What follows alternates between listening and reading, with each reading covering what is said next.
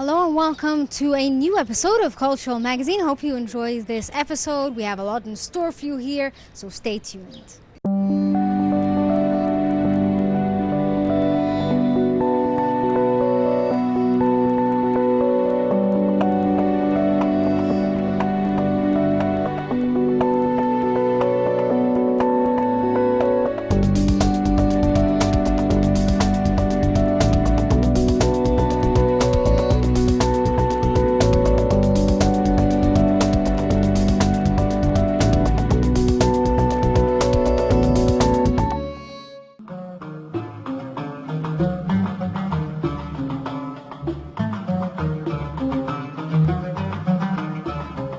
Under the patronage of the Minister of Culture, Dr. Navini Kileni, the ministry organizes a number of diverse cultural and artistic events and activities on the occasion of the centenary of the people's artist, legendary musician Sayyid Darwish.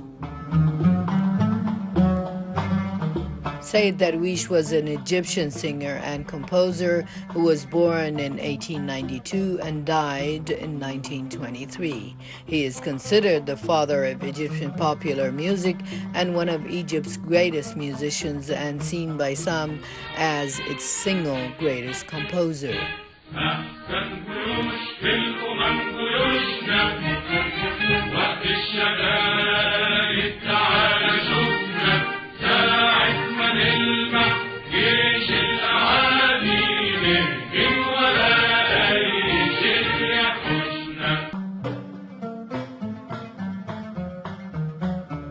This comes within the framework of the ministry's program to celebrate and commemorate Egypt's cultural symbols in gratitude for what they have accomplished, and in a way that aims to preserve our cultural content, which is full of treasures of art and knowledge.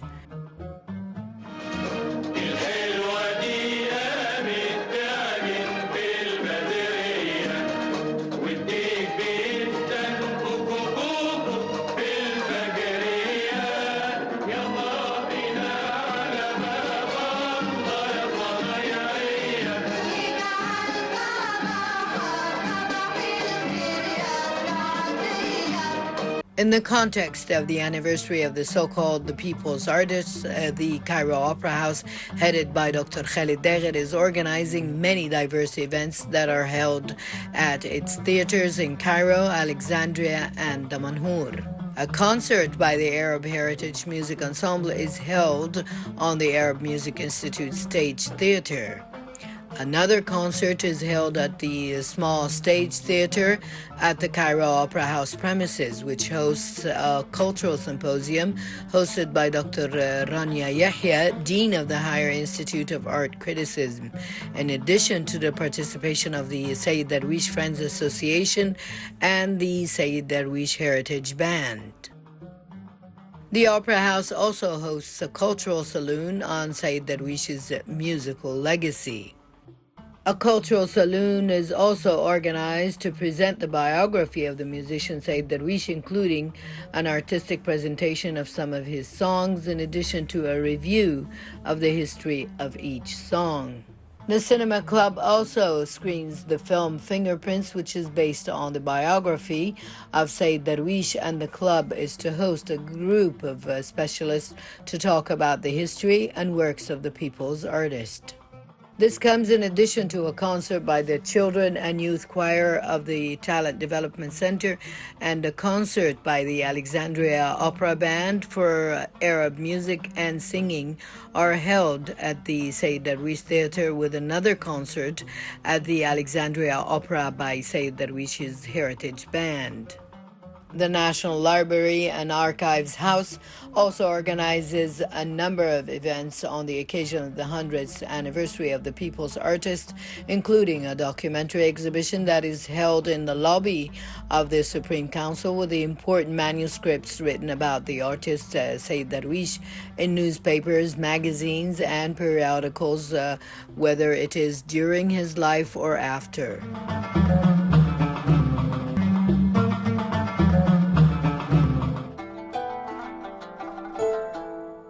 On the occasion of the 20th anniversary of its opening, the Alexandria National Museum opens for Egyptians and foreign visitors a variety of artistic, cultural, and educational events. Head of the museum sector of the Supreme Council of Antiquities, Mu'min Osman, explained that the museum organizes a variety of cultural, artistic, and educational activities, which include an exhibition, art workshops, and a series of lectures and seminars that shed light on the beauty of the city of Alexandria and its distinguished tourist attractions. The Alexandria Museum building is an architectural masterpiece in the heart of the city, and it is characterized by its European Renaissance architecture derived from Italian architecture. The building of the museum was a palace for one of the wealthy Alexandrians, As'ad Pasha Basili, who commissioned the Alexandrian engineer of French origin, Victor Erlanger, to build the palace. Since 1928, As'ad Pasha Basili resided in the palace until 1954.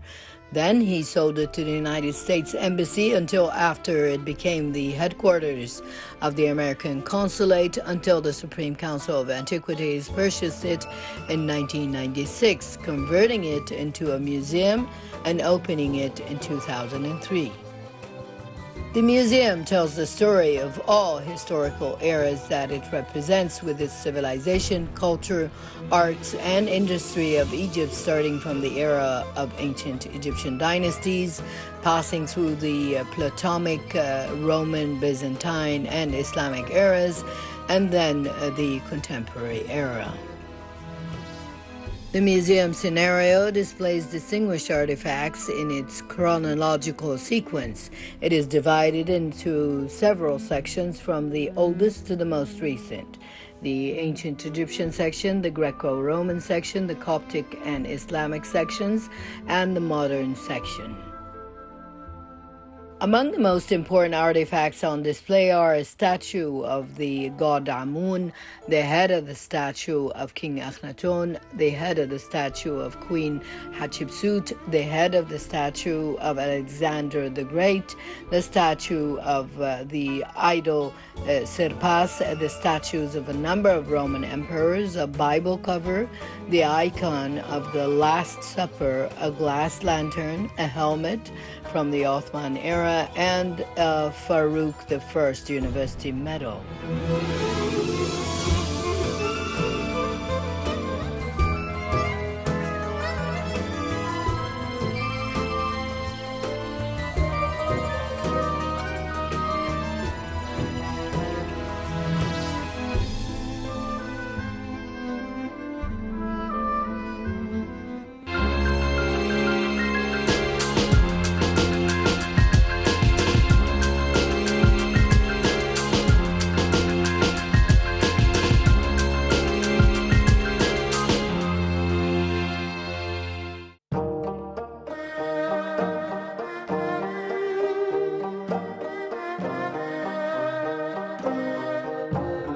The Korean Culture Center in Cairo organized the Korean Culture Week under the title Korea Live, which brings Korea's rich culture to Egypt at the National Museum of the Egyptian Civilization and under the auspices of the Korean Embassy in Cairo.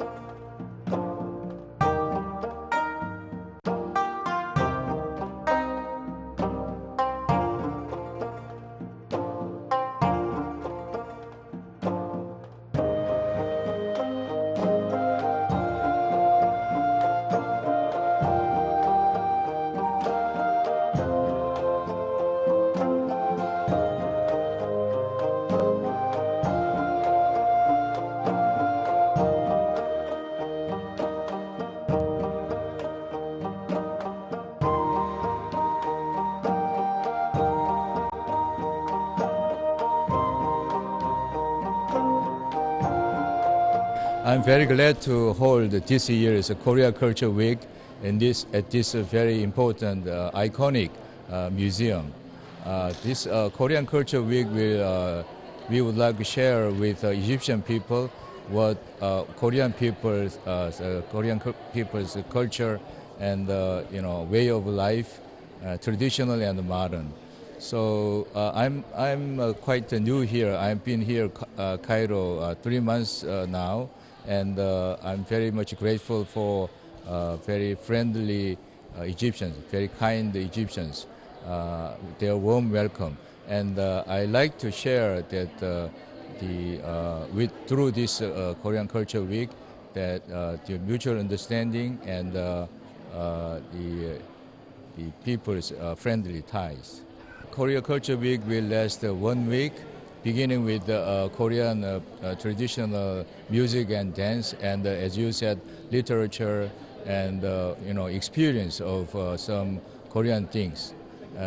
So colorful, various activities and performance and exhibition displays. So I'm very glad that we have this Korean Culture Week every year. So I also hope to continue these activities in the years to come. I'm very glad to learn that there are many K-pop online fan clubs, and many Egyptian young people's activities, or K-pop or K-food. And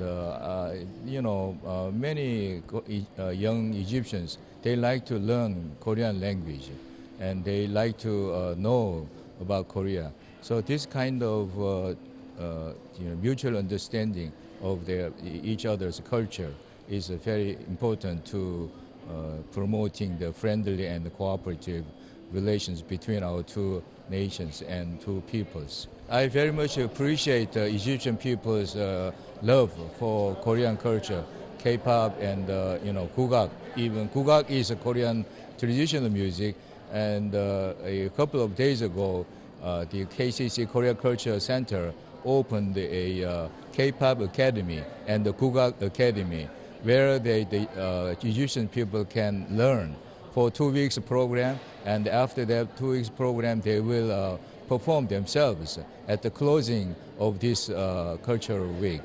Egypt is absolutely the cradle, one of the most important cradle of human civilization, and has a long, splendid history and a rich culture. I'm fascinated with the Egyptian culture and the Egyptian people since I arrived here in Cairo about 3 months ago.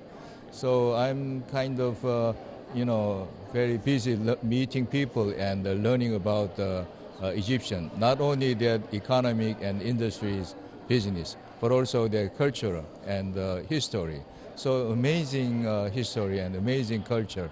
So I really hope that Korean people also, in general, they are very much fond of Egypt. They know that pyramids and Sphinx and also Suez Canal and their, very various historic events. But I think I hope that the modern image of Egypt also be much more known to Korean public, Korean people, so that they have a more balanced, more complete understanding of each other. So those mutual understanding definitely will put people closer together and will contribute to promoting a friendly and cooperative relations, which we enjoy excellently.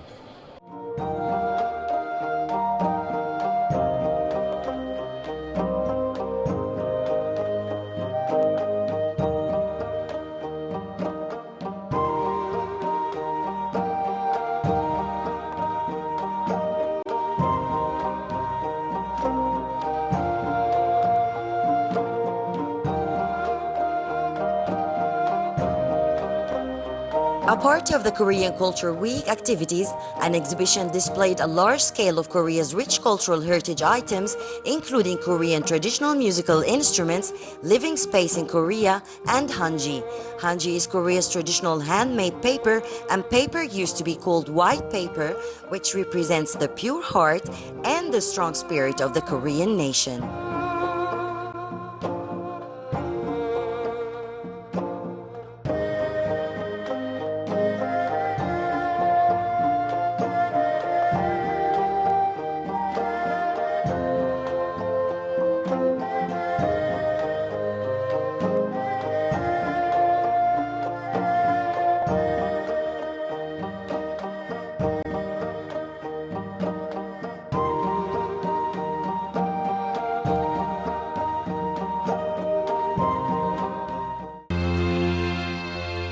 I think culture simply builds bridges, and we have to walk across these bridges by looking at what the culture has to offer, and this can be music, dancing, food is I think very important, but also traveling and sightseeing. So coming to Egypt, presenting the culture of a country, inviting Egyptians to come and visit, I think is a fantastic idea. And so tonight it's Korea, but there have been other events as well at this museum, which it's in itself calls itself the Museum of Egyptian Civilization. So it's already a very strong message that the museum wants to present Egypt as a civilization, as a very old civilization that offers a lot to cooperate, to engage with, and to build those bridges where people can meet. Well, culture for us is extremely important. It's a very strong foundation of the European Union. We have a motto that says united in diversity, meaning we have different types of culture, we have different types of background, but we are all united, and we draw strength from that diversity. So we have different languages, we have different, I think, traditional foods and so on, and music. But nevertheless, it unites everybody because it gives everybody an occasion to talk, to engage, to learn from the other. And I think that's the important part. What is normally risky and dangerous when you're afraid of the other. By going out, by opening up, by inviting, by talking, by have cultural exchanges, you break down these barriers. Well, I think it's again a venue where it's a place where different streams of music come together. So it's of course classical Arabic music, Egyptian music, but I've been also in wonderful opera evenings and Western music and Austrian music and Italian music in particular. So it's a place where again you bring people together and you exchange and you enjoy the universal language of music.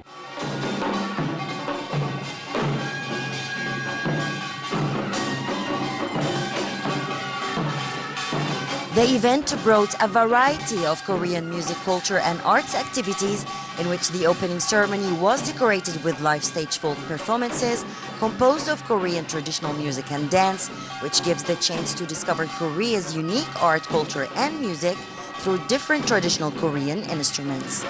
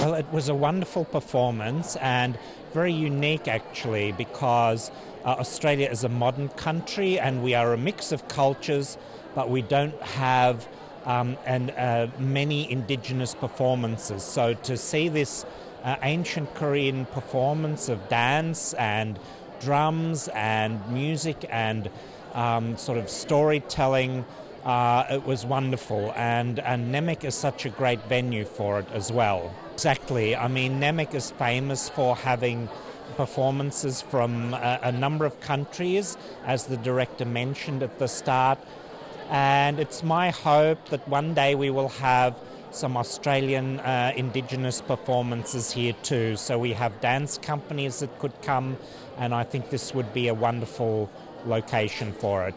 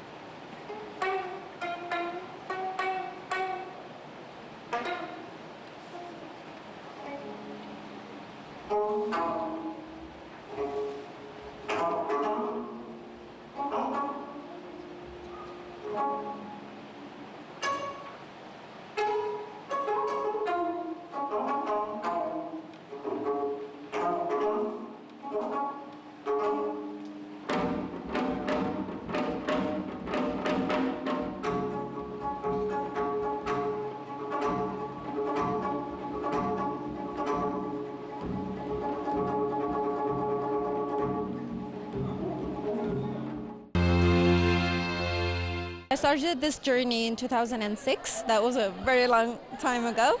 At that time, Korean culture, Korean language wasn't that popular here in Egypt. So I decided to carry on this career to introduce Korean culture and Korean language in Egypt. And so I traveled in Korea in 2008, and then I went to grad school there at SNU, Seoul National University, from 2011 to 2019, where I conducted my graduate research until I acquired my PhD.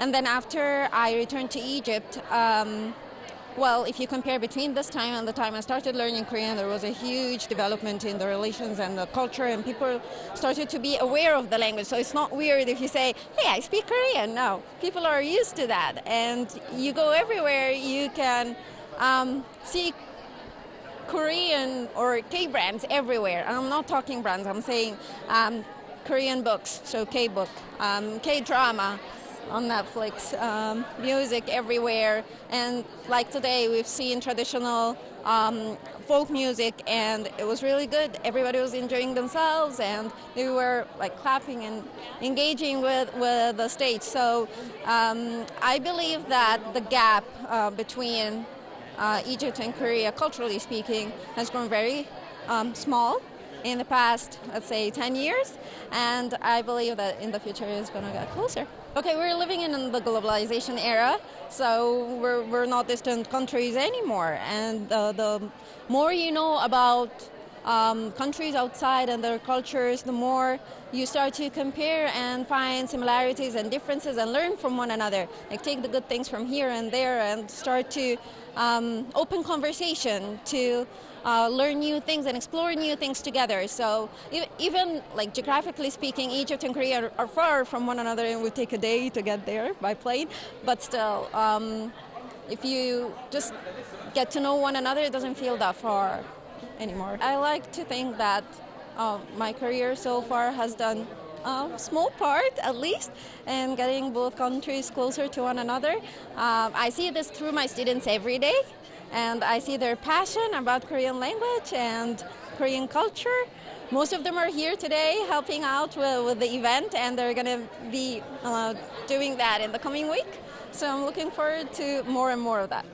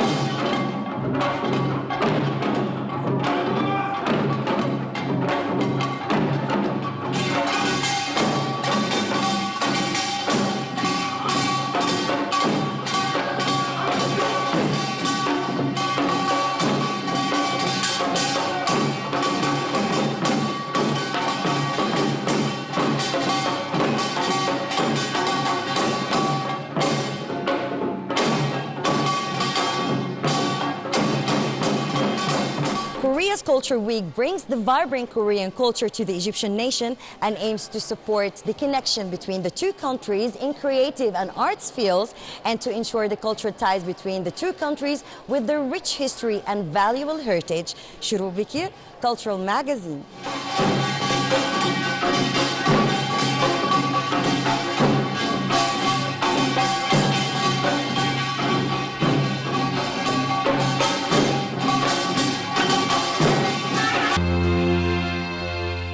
This brings us to the end of this episode of Cultural Magazine. Hope you enjoyed it and stay tuned for more here on Nile TV.